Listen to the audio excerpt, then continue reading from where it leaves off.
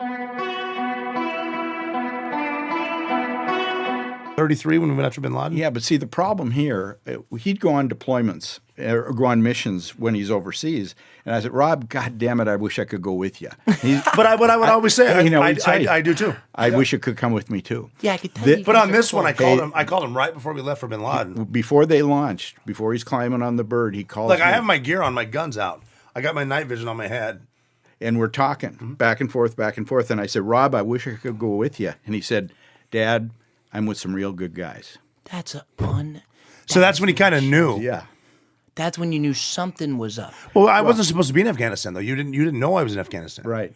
We weren't supposed to be there. Right. And now we're leaving, and I'm out. You know, I'm with my best friends in the world. And I was like, fuck. Yeah. I'd love to tell you. Is it true that I've seen it and heard it that there were some of you on the way over there to the bin Ladens that fell asleep. Motherfuckers fell asleep in the yes. How the fuck? I was looking over. I remember. I got. I got my buddy Cheese, who's got the dog Cairo.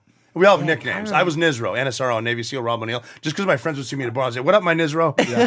Yeah. And I parenthetically, I gave him. Yeah, you fucked me over, by the way. I put something in the newspaper. We caught an oarfish in San Diego, 27-foot oarfish, when I'm in training, and he gave it to the local newspaper, the Montana Standard, and it said, blah, blah, blah, Navy SEAL Rob O'Neill. Catches big fucking fish. And so the SEAL instructor's like, oh, you're a Navy SEAL now? I'm like, no, my fucking dad thinks I am. So they gave me extra attention. But what's the point we're getting at? So we're in the plane. I got Cheese here, Cairo's here, the dog, and then one of my boys is over here and he's asleep.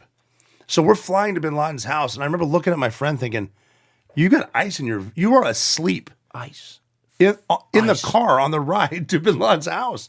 Yeah, that's a cool. But my guys were so cool because they really same with swimming with sharks at night. Look, if you can't see it, it ain't there. Why are you worrying about it? If you're worrying about it's not going to affect it, fall asleep. Right. Yeah. What was Crazy. What was your biggest worry? I know you guys really don't have fear, but what was your biggest worry flying over there? Like, There was no worries. I mean, we're going to get shot down. Or as soon as we get, like when I went in the first room onto the right-hand side in bin Laden's house, I remember shining a light up to look for explosives because they'll generally hang them down, and it's going to implode the house. And I couldn't see any. And I'm like, why aren't there explosives?